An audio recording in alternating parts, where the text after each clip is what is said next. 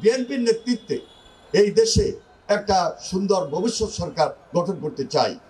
আমরা যেমন রাজপথে থেকে যুদ্ধ করেছি, লড়াই করেছি, সংগ্রাম করেছি, আমাদের সাংবাদিক বন্ধুরাও আমাদের সাথে থেকেই অগ্রণী ভূমিকা পালন করেছেন, লড়াই করেছেন, সংগ্রাম করেছেন।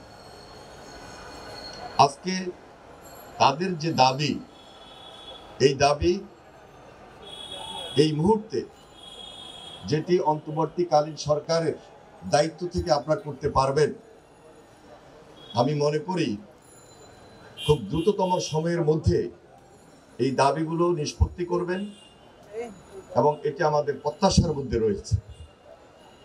তাছাড়া আজকে আমাদের প্রধান অতিথি তিনি উপস্থিত রয়েছেন। এদেশের গণতন্ত্রের ভিত শক্তিশালী হওয়া মানেই আমাদের দেশে আমাদের সাধারণ মানুষের যে ইজ্জত, যে সম্মান, সেটি বাড়িয়ে তোলা। সুতরাং গণতন্ত্রের ভিতকে শক্তিশালী করার জন্য আপনার নেতৃত্বে দীর্ঘ লড়াই, দীর্ঘ সংগ্রাম এবং আগামী দিনেও যে সংগ্রাম, সেই সংগ্রামে আপনি আমাদেরকে যেভাবে উদ্বুদ্ধ করেছেন, এই লড়াইয়ে প্রিয় সাংবাদিক বন্ধুদেরকেও উদ্বুদ্ধ করেছেন। সুতরাং গণতন্ত্রের এই ভিতটাকে আরো বেশি শক্তিশালী করে আমরা যেন তার রেজাল্ট নিয়ে আসতে পারি, সেজন্য আরেকটি কঠিন পথ আমাদেরকে পাড়ি দিতে হবে।